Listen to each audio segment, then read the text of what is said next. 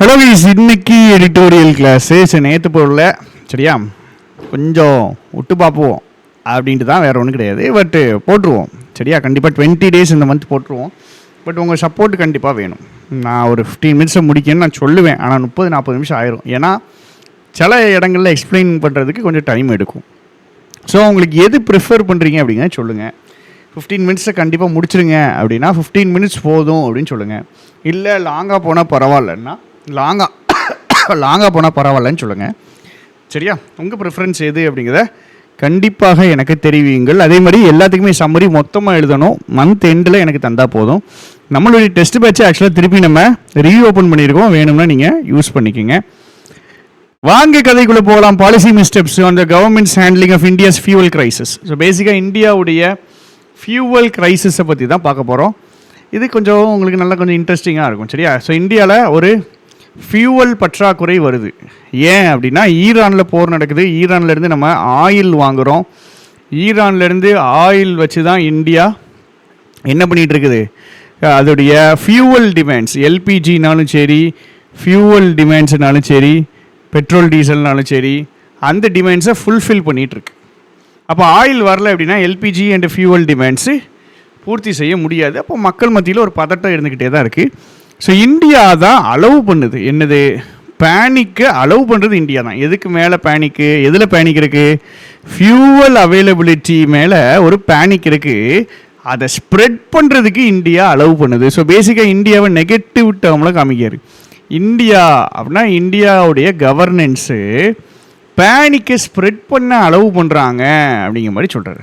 Events unfolding நடக்குது. Events தான் நடக்குது. V1INGS adjective. ஈவெண்ட்ஸ் நடக்குது. எங்கே, வெஸ்ட் ஏஷியாவில் நடக்குது. பேசிக்காக போர் சரியா. இது ஷைன் பண்ணியிருக்கு. ஷைன், ஷோனுங்கிறது V3. ஸோ நடக்கிற ஈவெண்ட்ஸு, வெஸ்ட் ஏஷியாவில் நடக்கிற ஈவெண்ட்ஸு ஒரு ஸ்பாட்லைட்டை ஷைன் பண்ணியிருக்கு. ஸ்பாட்லைட்னா கவனத்தை ஈர்த்திருக்கு. எதில் கவனத்தை ஈர்த்திருக்கு, இந்தியாவுடைய எனர்ஜி செக்யூரிட்டியில் மட்டும் இல்லை, இந்தியாவுடைய எனர்ஜி செக்யூரிட்டியில் மட்டும் கவனத்தை ஈர்க்கவில்லை, இந்தியாவுடைய பாலிசி ப்ரிப்பேர்ட்னஸ்லையும் கவனத்தை ஈர்த்திருக்கு. இப்போ பேசிக்காக ஈரானில் ஒரு போர் நடக்கு, வெஸ்ட் ஏஷியா அதான் ஈரானில் நடக்கிற போர். இந்தியாவில் இருக்கிற 2 விஷயங்கள் மேலே ஸ்பாட்லைட்டை அடிச்சிருக்கு, வெளிச்சத்தை அடிச்சிருக்கு. ஸோ கவனத்தை ஈர்த்திருக்கு. எதுக்கெலாம், இந்தியாவுடைய எனர்ஜி செக்யூரிட்டி எப்படி இருக்குது, டக்குன்னு இந்தியாவுக்கு எனர்ஜி ஒரு பிரச்சனை வந்துச்சுன்னா அதை எப்படி இந்தியா ஹேண்டில் பண்ணுது, அது ஃபஸ்ட்டு பாயிண்ட். 2வது பாலிசி ப்ரிப்பேர்ட்னஸ், அதோடைய ஃபாரின் பாலிசி, மற்ற கண்ட்ரிகள் கூட இருக்கிற ரிலேஷன்ஷிப்பு எந்த அளவுக்கு தயாராக இருக்குது, அது 2வது. 3வது கம்யூனிகேஷன் ஸ்ட்ராட்டஜி, மக்கள் கூட எப்படி பேச்சுவார்த்தை நடத்துகிறாங்க, மற்ற கண்ட்ரிஸ் கூட எப்படி பேச்சுவார்த்தை நடத்துகிறாங்க அப்படிங்கிறது அந்த communication strategy in times of crisis. Okay, அப்போது இது அட்வர்ப் சரியா. In times of crisis adverb. ஸ்பாட்லைட்டை எப்போ ஷைன் பண்ணியிருக்கு, இன் டைம்ஸ் ஆஃப் கிரைசிஸ் சரியா.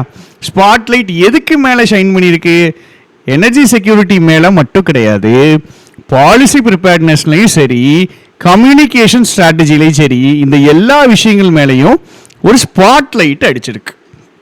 அடித்தது யார், ஈவெண்ட்ஸ். எந்த ஈவெண்ட்டு, வெஸ்ட் ஏஷியாவில் நடக்கிற ஈவெண்ட்ஸ். இப்போ அங்கே போர் நடந்துச்சுன்னா இங்கே ஸ்பாட்லைட் அடிக்குது. எதுலேயும் ஸ்பாட்லைட் அடிக்குன்னு பாருங்கள், 3 விஷயத்தில் அடிக்குது சரியா. ஏன் இப்படி சொல்கிறாங்க, ஏன் இந்தியாவில் ஏன் ஸ்பாட்லைட் அடிக்குது அப்படின்னா, இந்தியா 90% ஆஃப் ஆயிலை இம்போர்ட் தான் பண்ணுது. இது இந்தியாவில் இருக்கிற ஒரு பெரிய நெகட்டிவ். இதை பேஸ் பண்ணி பட்ஜெட்டில் சேஞ்சஸ்லாம் பண்ணாங்க. சைனா வந்துட்டு ஈவியை நோக்கி மூவ் ஆகுது. ஈவி அன்னைக்கு நியூஸில் பார்க்குற ஈவி வந்து 12% எலக்ட்ரிக் வெஹிக்கிள்ஸ் வந்துட்டு டோட்டலாக சைனாவில் 12% ரீச் ஆகிடுச்சான். இதுக்கு மூவ் பண்ணி இது நேராக போகிறதுக்கு காரணமே என்னதுன்னா, ஆயிலிருந்து கொஞ்சம் நம்ம டிபெண்டன்சியை குறைக்கணும் அப்படின்னு தான் போகிறான். இந்தியா என்ன பண்ணுது, 90% ஆஃப் ஆயில் இம்போர்ட் தான் பண்ணுது.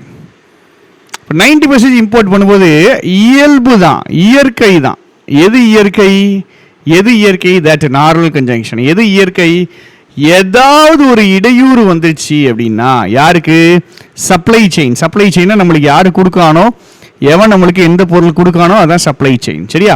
இந்த ஸ்ட்ரெயிட் ஆஃப் ஹார்மஸ்னு ஒன்று இருக்கும், இந்த இருக்குல்ல, இந்த ஸ்ட்ரெயிட் ஆஃப் ஹார்மஸ் வழியாக தான் நம்மளுக்கு என்ன வரணும்னா ஆயில் வரணும். இப்படி இருக்கும் அந்த இடம், இவ்வளோ சின்ன ஸ்பேஸ், ஒரு நாளைக்கு ஒரு 40 கிலோமீட்டர் எவ்வளோ சின்ன ஸ்பேஸ் தான். இங்கிட்டு தான் ஈரான் இருக்கும், இங்கேருந்து தான் நம்மளுக்கு இந்தியாவுக்கு ஆயில் வரும். ஸோ அந்த மாதிரி இந்தியா 90% ஆயில் இம்போர்ட் பண்ணும்போது ஏதாவது டிஸ்ரப்ஷன் வந்துச்சுன்னா கண்டிப்பாக என்ன தான் பண்ணும், ஹார்டாக அடி வாங்கும். யார் அடி வாங்குவா? India. Would hit India hard. ஹார்டுங்கிறது இந்த சென்டென்ஸில் அட்வர்ப். ஹார்டுங்கிற வார்த்தை அட்ஜெக்டிவாகவும் வரும், அட்வர்பாகவும் வரும். இந்த சென்டென்ஸில் அட்வர்ப். இந்த கிளாஸை தயவு செஞ்சு 2 தடவை கேட்டுக்கிடுங்க, பிகாஸ் நான் கொஞ்சம் ஃபாஸ்ட்டாக போவேன். சரியா?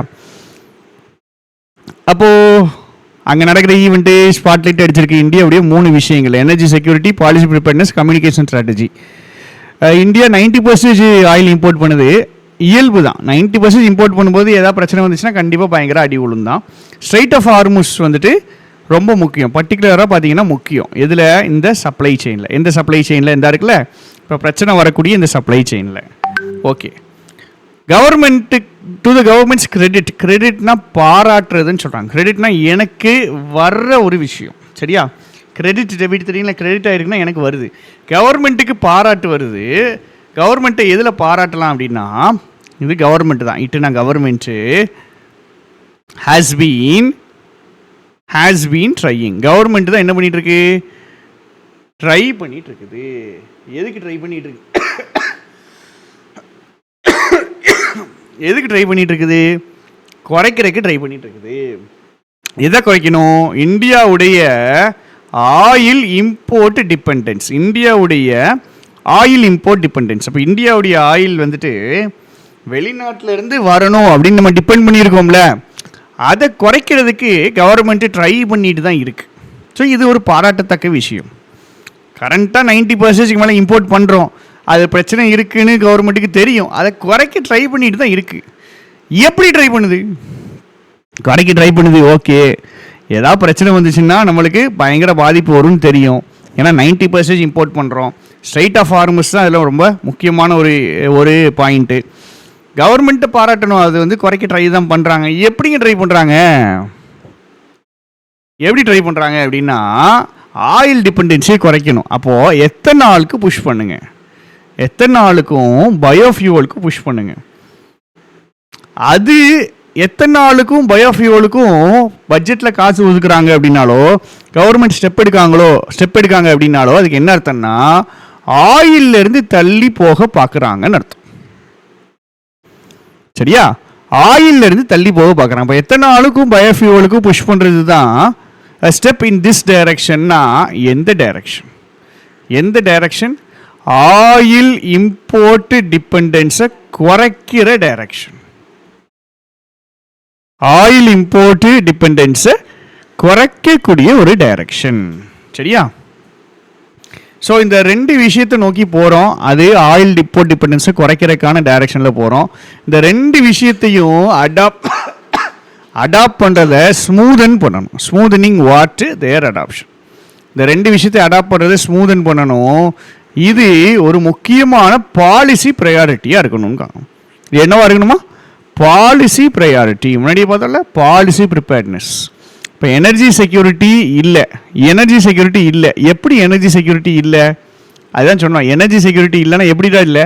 ஆமாம், 90% இம்போர்ட் பண்ணீங்க, அப்போ எப்படி எனர்ஜி செக்யூரிட்டி இருக்காது. Right, okay. அப்போ அதுக்கு ஏதாவது ஸ்டெப் எடுத்தீங்களா அப்படின்னா, ஸ்டெப் எடுத்தோம். என்ன ஸ்டெப் எடுத்தோம்? எத்தனாலையும் பயோஃபியூவலையும் கொண்டு வந்தோம். அதை பாலிசி ப்ரையாரிட்டியை கொண்டு வர வேண்டியது நம்மளுடைய அதை அடாப்ட் பண்ணுறத பாலிசி ப்ரையாரிட்டியை நம்ம கொண்டு வரணுங்கிறாங்க. சரியா? அதை அடாப்ட் பண்ணுறதை ஸ்மூதன் பண்ணணும், ஈஸி ஆக்கணும். இந்த 2 விஷயத்தையும் அடாப்ட் பண்ணுறதை ஈஸி ஆக்குறது தான் பாலிசி ப்ரையாரிட்டியாக இருக்கணும் நியர் ஃப்யூச்சரில். சரி, ஓகே. அப்போது ஆயில் டிபெண்டன்ஸை குறைக்கிறதுக்கு இந்தியாட்ட ஸ்டெப் இருக்கா அப்படின்னு கேட்டால் கண்டிப்பாக ஸ்டெப்பு இருக்குது. அது சொல்கிறோம். ஓகே, தட் செட் அப்படின்னா அதை சொல்லியாச்சு, அது சொல்லப்படுது. Okay, India's dependence on imported oil remains vast and growing. என்னடா இது அப்படிங்கிற மாதிரி இருக்குது. நம்ம டிபெண்டன்ஸை குறைக்க ட்ரை பண்ணிகிட்டு இருக்கோம். எத்தனால் பயோஃபியூல்லாம் கொண்டு வரோம், பாலிசி ப்ரையாரிட்டியில் முக்கியமாக கொண்டு வரோம், அதெல்லாம் சரிதான். ஆனால் இந்தியாவுடைய டிபெண்டன்ஸ் இன்க்ரீஸ் ஆகிட்டே இருக்குது. ஏன்னா எக்கனாமி எக்ஸ்பேண்ட் ஆகிட்டே இருக்குது. இப்போ எக்கனாமி இன்க்ரீஸ் ஆக இந்தியாவுடைய ஆயில் ரெக்குவயர்மெண்ட்டும் இன்க்ரீஸ் ஆகிட்டே இருக்குது. இந்தியாவுடைய ஆயில் ரெக்குவயர்மெண்ட் இன்க்ரீஸ் ஆகிறதுனால ஆயில் டிபெண்டன்ஸும் இன்க்ரீஸ் ஆகிட்டே இருக்கு. ஆயில் ரெக்குவயர்மெண்ட்டும் இன்க்ரீஸ் ஆகுது, ஆயில் டிபெண்டன்ஸும் இன்க்ரீஸ் ஆகுது. இதெல்லாம் இன்க்ரீஸ் ஆகுதுக்கு காரணம் என்னது? எக்கனாமி இன்க்ரீஸ் ஆகுது. ஏன் எக்கனாமி இன்க்ரீஸ் தான் ஆகணும், எனக்கு அது நல்ல விஷயம்தான்.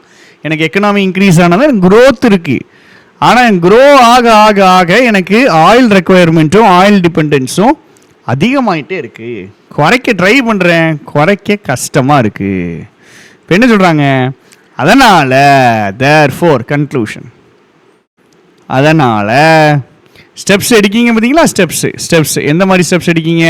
எத்தனாலோ பயோஃபியூவலோ இதெல்லாம் வச்சு எடுக்கீங்கள, இதெல்லாம் ரொம்ப ரொம்ப கம்மியான முக்கியத்துவம் தான் உங்களுக்கு கொடுக்கும்.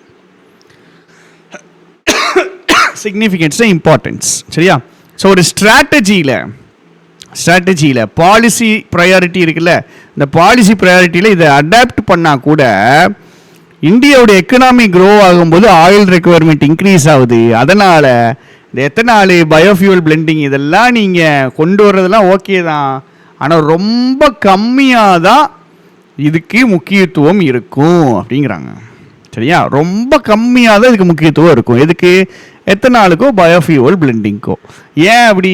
ஏன்னா எக்கனாமி பெருசாகுதுடா, ஆயில் ரெக்குவயர்மெண்ட் பெருசாகுது, ஆயில் டிபெண்டன்ஸும் பெருசாகுது. அதனால் எத்தனால் பயோஃபியூல் என்ன பெருசாக அப்படியே பெருசாக இது பண்ணாலும் அவனுடைய இம்பார்ட்டன்ஸ் ரொம்ப கம்மியாக தான் இருக்குங்காங்க. அப்போது நம்மளுக்குன்னு இருக்கிற ஒரே சொல்யூஷனு எத்தனால் பயோஃபியூவல் தான். அதுவும் செட் ஆகாது இல்லை அப்படின்னு காணுங்க. ரொம்ப பெரிய முக்கியத்துவம் இதில் இல்லைன்னு காணுங்க. இப்போ என்ன தான் பண்ணுறது அப்படின்னா, பாலிசி நீங்கள் எப்படி போடணும் அப்படின்னா லாங் டேர்மாக போடுங்க. இம்போர்ட்டிங் ஆயில் இம்போர்ட் பண்ணுற பாலிசியெல்லாம் லாங் டேர்ம் ஓரியன்டாக போடுங்க, ஸ்ட்ராங்காக போடுங்க. எப்படி ஸ்ட்ராங்காக போடணும்? வெளியே இருந்து எவன் ப்ரெஷர் கொடுத்தாலும் அசையாத அளவுக்கு ஸ்ட்ராங்காக போடணும். என்னது? வெளியே இருந்து எவன் ப்ரெஷர் கொடுத்தாலும் அசையாத அளவுக்கு உங்கள் பாலிசியை போடுங்க. பாலிசி எப்படி இருக்கணும்? லாங் டேர்மாகவும் ஸ்ட்ராங்காகவும் இருக்கணுமா? எப்படி இருக்கணுமா? லாங் டேர்மாகவும் ஸ்ட்ராங்காகவும் இருக்கணுமா? எதுக்குடா இதெல்லாம் சொல்கிறீங்க அப்படிங்கிறத நம்ம பார்ப்போம். ஃபஸ்ட்டு பேராகிராஃப் முடிச்சிட்டோம். ஸோ ஈஸியான ஏரியா முடிச்சுட்டு இப்போ முடியலையா? ஃபஸ்ட் பேராகிராஃப் இவ்வளோ இருக்காடா? சரி, என்ன சொல்லியிருக்காங்க அப்படிங்கிறத ஓரளவுக்கு புரியும் உங்களுக்கு. இது வாசிச்சா கம்ப்ளீட்டாக புரியுதான்னு பாருங்கள். அங்கே நடக்கிறது இந்தியாவுடைய எனர்ஜி செக்யூரிட்டிலையும் பாலிசி ப்ரிப்பேர்ட்னஸ் கம்யூனிகேஷன் ஸ்ட்ராட்டஜி மூணையுமே ஹைலைட் பண்ணி காமிக்குது. இந்தியாவுடைய எனர்ஜி செக்யூரிட்டி என்னது? ரொம்ப படுங்க கேவலமாக இருக்குது. ஏன்னா 90% நம்ம இம்போர்ட் தான் பண்ணுறோம். அதனால் அங்கே ஏதாவது பிரச்சனை வந்துச்சுன்னா சப்ளை செயினுக்கு நம்மளுக்கு அடி விழுன்னு தெரியும். அதில் ஸ்ட்ரைட் ஆஃப் ஃபார்மர்ஸ் ரொம்ப முக்கியம். கவர்மெண்ட்டை பாராட்டணும், ஸ்டெப் எடுக்காங்க. எடுக்கிற ஸ்டெப்பு எத்தனால் பயோஃபியூவலுக்கு கரெக்டான ஸ்டெப் எடுக்காங்க. அதெல்லாம் ஒரு அடாப்ஷனை கொண்டு வந்து பாலிசி ப்ரையாரிட்டியாக கொண்டு வரணும் தான். என்ன நம்ம கொண்டு வந்தாலும் இந்தியாவுடைய ஆயில் டிபெண்டன்ஸ் க்ரோ ஆகிட்டே இருக்குது, ஏன்னா எக்கனாமி க்ரோ ஆகுது. அதனால் நீங்கள் என்ன எத்தனாலும் பயோஃபியூல் ஸ்டெப் எடுத்தாலும் அது பெரிய முக்கியத்துவம் இருக்காது. போடுற பாலிசியை லாங் டேர்மாகவும் ஸ்ட்ராங்காகவும் போடுங்க. வெளியிலேருந்து எவனோ ப்ரெஷர் கொடுத்தான்னா அந்த ப்ரெஷருக்கெலாம் நிற்கிற மாதிரி ஒரு பாலிசியை போடுங்க அப்படிங்கிறாங்க. சரி, ஓகே. இப்போது வெஸ்ட் ஏஷியாவில் இருக்கிற கிரைசிஸ் இருக்குல்ல, இந்த சண்டை இருக்குல்ல, இந்த சண்டை காமிச்சிருக்கு. என்னத்தை காமிச்சிருக்கு? இந்தியாவுக்கு காமிச்சிருக்கு. என்னத்தை காமிச்சிருக்கு? எவ்வளவு முக்கியம் சப்ளைஸ் ஃப்ரம் ரஷ்யா ஆர். ரஷ்யாவில் இருந்து supplies from Russia are how important. Supplies from Russia are how important. இப்போ வெஸ்ட் ஏஷியாவில் சண்டை நடக்குது. அங்கே ஈரானில் இருந்து ஆயில் வரமாட்டேங்கி. இப்போ தான் இந்தியாவுக்கு புத்தி உரைக்குது. என்ன உரைக்குது? அடே, இந்த ரஷ்யாவிலேருந்து நம்மளுக்கு அனுப்புவான் பாரு, அவன் எவ்வளவு முக்கியமான ஆள் நமக்குன்னு இப்போ தான் இந்தியாவுக்கு தெரியுது. ஏன் இந்தியாவுக்கு தெரியுதுன்னா, இது எப்படிப்பட்ட டைம் தெரியுமா? இந்தியா என்ன பண்ணிட்டு இருக்குன்னா ரஷ்யன் ஆயில் இம்போர்ட்ஸை கட் பண்ணிட்டு இருக்கு. ரஷ்யன் ஆயில் இம்போர்ட்ஸை குறைச்சிட்டு இருக்கு. அதாவது இந்தியாவுக்கு யாரெல்லாம் ஆயில் கொடுக்கா? ரஷ்யா கொடுக்குறாங்க. Major contributors Russia and Iran. சரியா? இந்தியா என்ன பண்ணுது? ரஷ்யாட்டிருந்து ஆயில் வாங்குறத குறைச்சிக்கிட்டே இருக்குது, ஆயில் இம்போர்ட்ஸை குறைச்சிக்கிட்டே இருக்குது. ஏன் குறைக்குது? அமெரிக்காக்காரங்கன்னு குத்துறான், இடின்னு இடிக்கான், டேய் ரஷ்யாட்ட வாங்காத, ரஷ்யாட்ட வாங்கினா உனக்கு டேரிஃப் போட்டுருவேன்ட்டு இடி நிற்கான் சைடில். சரியா? இப்போ அமெரிக்கன் ப்ரெஷர் இருந்துக்கிட்டே இருக்கு. அமெரிக்கன் ப்ரெஷர் இருக்கிறதுனால ரஷ்யன் ஆயில் இம்போர்ட்ஸை என்ன பண்ணுறாங்க? இந்தியா குறைக்கிறாங்க. என்ன நம்பிக்கையில் குறைக்கிறாங்க? சரி ஈரான் இருக்கான்ல பார்த்துக்கிடலாம், ரஷ்யாட்ட வாங்கக்கூடாதுன்னு நானுங்க, ஓகே ரஷ்யாட்ட வாங்கல, ஈரான் இருக்கான்ல ஈரானில் பார்த்துக்கலாம் அப்படின்னு நம்ம ஆளுகள் குறைச்சிட்டு இருக்கானுங்க, ரஷ்யாட்ட இருந்து கம்மியாக வாங்கிட்டு இருக்கானுங்க. என்ன நம்பிக்கையில்? ஈரான்லேருந்து வாங்கிக்கலான்ற நம்பிக்கையில். இப்போ ஈரானில் போர் வந்துட்டு ஈரான்லேயும் வாங்க முடியலை. இப்போ தான் தெரியுது அந்த ரஷ்யாக்காரன் எவ்வளவு கேட்டாலும் தருவானடா, அவன் பாட்டுக்கு நம்மளுக்கு ஆயில் சப்ளை பண்ணிட்டு இருந்தான். இந்த அமெரிக்காக்காரன் வீணா போனவன் ப்ரெஷர் கொடுத்து அவன்கிட்ட நம்ம ஆயில் இம்போர்ட்டை குறைச்சிட்டோமே அப்படின்னு ஃபீல் பண்ணுறான். சரி இதுதான் இந்த பாயிண்ட். இந்த ப்ரீவியஸ் பாயிண்ட் பாருங்கள், அழகாக சொல்லியிருக்காங்க. டேய் போடுற பாலிசியை லாங் டேர்மாக போடுங்க. வெளியே எவனாவது ப்ரெஷர் கொடுத்தா அது ஸ்ட்ராங்காக நிற்கணும். வெளியே இருந்து ப்ரெஷர் கொடுத்தா அது ஸ்ட்ராங்காக நிற்கணும். இங்கே பாருங்கள், அமெரிக்கா ப்ரெஷர் கொடுக்குது, உடனே நம்மளால் என்ன பண்ண, சரிங்கய்யா நீங்கள் சொல்லிட்டீங்க இல்லையா, ஐயா சொல்லிட்டீங்க இல்லையா, அமெரிக்கா ஐயா சொல்லிட்டீங்கல்ல, நாங்கள் இனிமேல் ரஷ்யாட்ட வாங்குறத குறைச்சிக்கிறோம்யான்ட்டு வெளியே இருந்து ப்ரெஷர் வந்தால் நம்ம ஆட்களுடைய பாலிசி சேஞ்ச் ஆகிடுது. இப்போ இந்தியா ஒரு முடிவு எடுத்து இருக்குன்னு வச்சுக்கிடுவோம், இந்தியா ரஷ்யாட்ட ஆயில் வாங்கணும்னு ஒரு முடிவில் இருக்குது. டக்குன்னு அமெரிக்காக்காரன் வந்து என்ன சொல்கிறாடே அவன்கிட்ட வாங்காத அப்படின்னு சொன்ன உடனே இந்தியா எப்படி இருக்கணும்? ஸ்ட்ராங்காக நிற்கணும். இது ஏன் ஃபாரின் பாலிசி, என்னுடைய பாலிசி, நீ எதுக்கு என்னுடைய இது வந்து சொல்கிற? அப்பெல்லாம் இருக்க முடியாதுன்னு இந்தியா ஸ்ட்ராங்காக ஒரு பாலிசி போடணும். என்ன எக்ஸ்டர்னல் ப்ரெஷர் வந்தாலும் ஸ்ட்ராங்காக நிற்கிற மாதிரி பாலிசி போடணும். ஆனால் போட மாட்டிக்காங்க. ஸோ இதுதான் இந்தியாட்ட இருக்கிற ஒரு பிரச்சனை. அமெரிக்காக்காரன் பேச்சை கேட்டு ரஷ்யா இம்போர்ட்டை குறைச்சாச்சு. இதுக்கு முன்னாடி அமெரிக்காக்காரன் என்ன தெரியுமா பண்ணா, பாஸ்ட்டில் இந்தியன் கவர்மெண்ட்டை பிடிச்சி மிரட்டி இந்தியன் கவர்மெண்ட் விட்டு கொடுத்துட்டு என்னது யூஎஸ் ப்ரெஷருக்கு விட்டு கொடுத்துட்டு, எதுக்கு? ஈரான்ட்டு ஆயில் வாங்கக்கூடாது, வெனிசுவேலா ஆயில் வாங்கக்கூடாதுன்னா. இப்போ இந்தியா எப்படி ஒரு ஒரு மோசமான ஒரு பரிதாபமான ஒரு வீக்கான ஃபாரின் பாலிசி போட்டுருக்கு பாருங்க. பாஸ்ட்டில் அமெரிக்காக்காரன் வரான், டேய் நீ ஈரான்ட்டு ஆயில் வாங்காத, சரிங்கய்யா ரஷ்யாட்ட வாங்கிக்கிறேன் அப்படிங்க. அப்புறம் திடீர்னு கொஞ்ச நாளைக்கு அப்புறம் வந்துட்டு, டேய் நீ ரஷ்யாட்ட வாங்காத அப்படிங்க, சரி ரஷ்யாட்ட வாங்கலை ஈரான்ட்ட வாங்கிக்கிறேன் அப்படிங்க. இப்போ நம்மளுக்குன்னு ஒரு சுய புத்தியோ ஒரு இதுவோ ஒரு ப்ராப்பர் பாலிசியோ போட மாட்டேங்காங்க, பயப்படுறாங்க. அவங்க யூஎஸ் ப்ரெஷர் வந்துச்சுன்னா இந்தியா அவ்வளோ பயப்படுது, பயந்து தான் ஆகணும். இது நம்ம ஒன்றும் அப்படியே பெருசாக பாஞ்சிட முடியாது, பயந்து தான் ஆகணும். பட் இந்தியாவுடைய பாலிசி கொஞ்சம் ஸ்ட்ராங்காக நிற்கணும் அப்படின்னு ஆத்தர் சொல்கிறார். இப்போ யூஎஸ் என்ன சொல்லுது? ஈரானை நான் அடிச்சிட்டு இருக்கேன், நீ என்ன பண்ணு, ரஷ்யாட்டே வாங்கிக்கோ, ரஷ்யாட்டே வாங்கி குளோபல் மார்க்கெட்லாம் அப்படியே அதிருது, அப்படியே ஸ்டடி பண்ணி விடு அப்படிங்குது. என்னன்னா அமெரிக்கா சொல்கிறதான் கேட்க வேண்டியதாக இருக்குது. முதல்ல வந்தான், வெனிசுவேலாவில் வாங்காத, ஈரானில் வாங்காத, சரிங்கய்யா அப்படின்னு ரஷ்யாட்ட போய் வாங்கணும். அப்படி திருப்பி வந்தான், ரஷ்யாட்ட வாங்காத அப்படின்னா சரிங்கய்யா அப்படின்னு திரும்ப என்ன பண்ணோம், ஈரான்ட்ட வாங்கிட்டு இருந்தோம். இப்போ திருப்பி வந்து என்ன சொல்கிறான், ஈரானை நான் கொஞ்சம் அடிச்சிட்டு இருக்கேன், நீ திருப்பி என்ன பண்ணி ரஷ்யாட்டே வாங்கி குளோபல் மார்க்கெட்லாம் ஸ்ட்ராங் பண்ணி விடு அப்படிங்க. என்ன பேசுகிறான் பாருங்க, என்ன பேசுகிறான் அப்படிங்கிறத பாருங்க. இப்போ இந்த நெக்ஸ்ட் லைன் நீங்கள் தான் மீனிங் சொல்ல போகிறீங்க, சரியா? நெக்ஸ்ட் லைன் ஃப்ளோவோட சொல்லணும், கொஞ்சம் கஷ்டமாக தான் இருக்கும், பட் ட்ரை பண்ணுங்கள். யூஎஸ்ஸு டேரிஃபு போட்டான். டேரிஃப்னா என்னன்னு சொல்லி கொடுத்தேன் ஒரு ஃபியூ டேஸ் முன்னாடி, பெய்டில் சொல்லி கொடுத்தேன். ஓகே, டேரிஃப்னா என்னது? டேக்ஸ். என்ன டேக்ஸு? இம்போர்ட் பண்ணுறதுக்கான டேக்ஸ். யூஎஸ் போட்டு 50% டேக்ஸ் கஷ்டமாக தான் இருந்துச்சு. யூஎஸுடைய 50% டேக்ஸ் கஷ்டமாக தான் இருந்துச்சு. ஆனால் இந்தியாவுக்கு தெரியும் என்னது, சுப்ரீம் கோர்ட் இது விசாரிச்சுட்டு இருக்கு, அதனால சுப்ரீம் கோர்ட்டு இதை விசாரிச்சுட்டு இருக்கு. So India could have waited. India wait பண்ணலாம் ஒரு மாதத்துக்கு, அதோடைய ஆர்டருக்காக வெயிட் பண்ணலாம். ஸோ இதோடைய மீனிங் ஃப்ளோவோட சேர்த்து சொல்ல போகிறீங்க, சரியா? மீனிங் நான் ஓரளவு சொல்லிட்டேன், நீங்கள் ஃப்ளோவோட சேர்த்து சொல்ல போகிறீங்க, சரியா? நீங்கள் ஃப்ளோவோட சேர்த்து சொல்ல போகிறீங்க.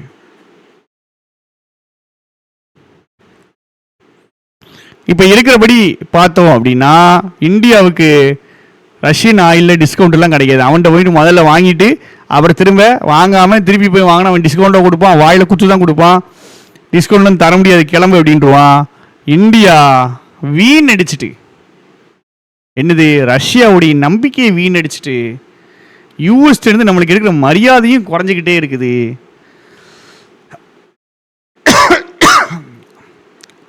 அப்போது ரஷ்யாட்டேருந்து நம்ம இனிமேல் ஆயில் வாங்கலாம், ஆனால் டிஸ்கவுண்ட்டில் கிடைக்காது. ரஷ்யாவுடைய நம்பிக்கையை வீணடிச்சிட்டோம், யூஎஸுடைய மரியாதை குறைஞ்சிக்கிட்டே இருக்குது. ட்ரேடு டீல் வந்துட்டு யூஎஸ்ஏ கூட போடணும் அப்படின்னா அது ரொம்ப தூரத்தில் இருக்குது. இப்போ யூஎஸ்ஏ கூட போட வேண்டிய ட்ரேட் டீல் எப்படி இருக்குது? ரொம்ப தூரத்தில் இருக்குது. இப்போ என்ன தெரியுது, வெஸ்ட் ஏஷியாவிலேருந்து என்ன பண்ணானுங்க நம்ம ஆள்கள்? ரஷ்யாட்ட கட் பண்ணானுங்க, அதுக்கு முன்னாடி ஈரானை கட் பண்ணானுங்க, திருப்பி என்ன பண்ணானுங்க? ரஷ்யாவில் கட் பண்ணானுங்க, இப்போ வந்துட்டு திருப்பி ஈரான்கிட்ட கட் பண்ணுங்க அப்படின்னு சொன்ன உடனே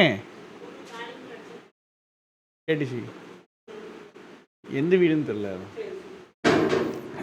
திருப்பி ஈரான்கிட்ட கட் பண்ணிட்டு ரஷ்யாட்ட வாங்க அப்படிங்க.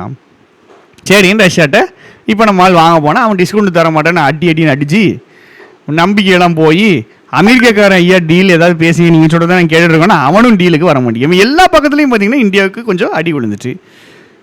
கவர்மெண்ட் அஃபீஷியல்ஸ் என்ன பண்ணுறானுங்கன்னா ஒரு ப்ராப்பரான ஸ்டேட்மெண்ட் கொடுக்க மாட்டேங்கான, பேரே இல்லாத ஸ்டேட்மெண்ட் விட்றானுங்க, அன்னானிமஸ் பெயர் இல்லாத ஸ்டேட்மெண்ட் விட்றானுங்க. என்ன ஸ்டேட்மெண்ட் சொல்கிறானுங்க? ஃபியூவல் ப்ரைஸ் எல்லாம் ஏற்ற மாட்டோம் அப்படிங்காங்க.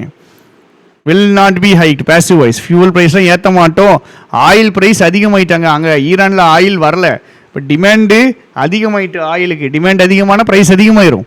ஸோ ப்ரைஸ் அதிகமாயிட்டு, ப்ரைஸ் அதிகமான உடனே மக்கள்கிட்ட ப்ரைஸை ஏற்றிடுவாங்க, ஃபியூவல் ப்ரைஸஸ் ஏற்றிடுவாங்க அப்படின்னு கேட்டால் அப்படி கிடையாது அப்படின்னு கவர்மெண்ட்டு சொல்கிறாங்க.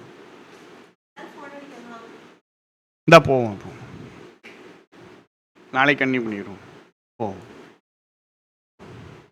ஆமாம் அடிச்சிருக்காங்க. அப்போ ஃபியூவல் ப்ரைஸஸ் ஏற்ற மாட்டோம் அப்படின்னு கவர்மெண்ட் அஃபீஷியல் சொல்லியிருக்காங்க. சரியா?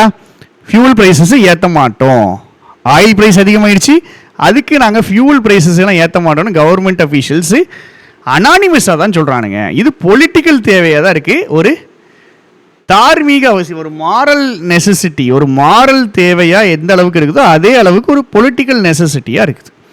மக்கள் அதாவது ஒரு நல்லது பண்ண போகிறோம் அப்படிங்கிற ஒரு தேவை இருக்கிற மாதிரி ஒரு பொலிட்டிக்கல் தேவையாக இருக்குது. சரியா? இது ஆஸ் மச் ஆஸ் தான் ஈக்குவேட் பண்ணுறாங்க. இப்போ அரசியல் அவசியமாக இருக்குது, மக்களுக்கு சொல்ல வேண்டிய ஒரு அவசியமாக இருக்குது. அதனால் இவனுங்க அனானிமஸ் ஸ்டேட்மெண்ட் விட்றானுங்க. 2.5 வருஷமாக ஆயில் ப்ரைஸ்லாம் குறைஞ்சிது, அப்போ ஃபியூவல் ப்ரைஸை இறக்கி இருந்திருக்கலாம், ஆனால் அவனுக்கு இறக்கவே இல்லை. இதில் பிரதான் மந்திரி உஜ்வாலா ஸ்கீம்னு ஒரு வச்சுருக்கானுங்க, எல்பிஜி கொடுக்கானுங்க. இதுலேயும் என்ன தெரியுது தெளிவா, ஏதாவது கிரைசிஸ் வந்தால் எப்படி நம்ம அதை டேக்கிள் பண்ண போகிறோம், எப்படி அதை எதிர்பார்க்கலாம் அப்படின்னு பாலிசிக்கு தெரியவே இல்லை. லைட்டு பேர்னா அம்பலப்படுத்திடுச்சு, எக்ஸ்போஸ் பண்ணிடுச்சு. எல்பிஜி எல்லாரும் கொடுத்துக்கிட்டே இருக்காங்க, சடனாக எல்பிஜி நின்றுச்சு என்ன பண்ணுறது அப்படின்னு இந்த பாலிசி எதிர்பார்க்கவே இல்லை. ஏகப்பட்ட ஹவுஸ் ஹோல்ட்ஸ் பெனிஃபிட் பண்ணியிருக்கு. ஆனால் இப்போது எல்பிஜி டிமாண்ட் ஆகுது, பயங்கர டிமாண்ட் ஆகுது, ஆனால் சப்ளை இல்லை, ரிசர்வும் இல்லை. அப்படின்னா என்ன ஆகும்? ஷார்ட்டேஜ் தான் வரும். இப்போ ஒரு விஷயத்துக்கு பொருளுக்கு என்ன ஆகுது? பயங்கர டிமாண்ட் ரைஸ் ஆகுது. டிமாண்ட் ரைஸ் ஆகும்போது சப்ளையும் கூட சேர்ந்து ரைஸ் ஆகிட்டா பரவாயில்ல, ஆனால் சப்ளை ரைஸ் ஆகலை, சப்ளையும் ரைஸ் ஆகலை. சரி, ஏதாவது ரிசர்வ் எங்கேயும் சேர்த்து வச்சுருக்கீங்களா? ஏதாவது ஒரு 10,000 டன்னு சேர்த்து வச்சுருக்கீங்கன்னா ரிசர்வும் இல்லை. இப்போ ஆட்டோமேட்டிக்காக ஷார்ட்டேஜ் தான் வந்து நிற்கிது.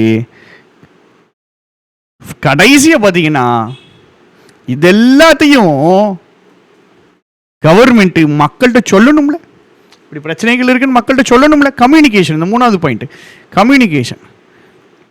மக்கள்கிட்ட சொல்லணும் தானே. அந்த சம்மரி எப்படி எழுதுறதுன்னு வீடியோ வேணும்னா கண்டிப்பாக மெசேஜ் பண்ணுங்கள். சம்மரி சொல்லுங்கள் சார், சம்மரி எப்படி எழுதுன்னு சொல்லுங்கள் சார்ன்ட்டு இதுக்கே நான் சம்மரி எழுதி காமிக்கிறேன். கம்யூனிகேஷன் ஸ்ட்ராட்டஜி பார்த்தீங்கன்னா கவர்மெண்ட்டுடைய பாலிசி எப்படி இருக்குன்னா, ஆஃப் ரெக்கார்டு ப்ரீஃபிங்ஸ், ரெக்கார்டில் இல்லாமல் சில வேலைகள், அதாவது எழுத்துப்பூர்வமாக இல்லாமல் வாயளவாக சில விஷயங்கள் சொல்லுவாங்க. ரெக்கார்டு பண்ணால் பிரச்சனை, ரெக்கார்டுனா எழுத்துப்பூர்வமாக ரெக்கார்டு பண்ணாமல் சில விஷயங்கள் சொல்லுவாங்க. அப்புறம் ட்வீட்டு போடுறாங்க. இப்படி எல்லாம் போட்டால் மக்கள் மத்தியில் ஒரு பதட்டம் தான் இருக்குது, தேவைக்கு அதிகமான பதட்டம் இருக்குது.